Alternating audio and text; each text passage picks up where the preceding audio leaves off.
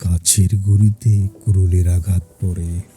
আর ঠিক যেমন বড় মানুষ হতে গেলে জীবনের প্রথম ধাক্কাটা নীরবে সহ্য করতে হয়। গুঁড়ি ভেঙে ছোট ছোট টুকরো করা হয়, কারণ নিজেকে ভাঙা ছাড়া শক্ত হওয়ার আর কোনো পথ নেই। এই ভাঙা কাঠগুলো চুলার কাছে নিয়ে যাওয়া হয়। মাটির হাঁড়িতে কাঠ আর পানি ঢালা হয়। চুলার নিচে আগুন জ্বলে ওঠে, কারণ কষ্ট ছাড়া জীবনে কোনো কিছু পাকে না। হাঁড়ির ভিতরে পানি ফুটতে থাকে।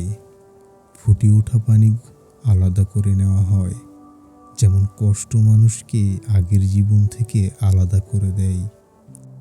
এই পানি বড় পাত্র ঢেলে আবার আগুনে বসানো হয়, কারণ অভিজ্ঞতা একবারে তৈরি হয় না। ধীরে ধীরে পানি ঘন হয়ে আসে।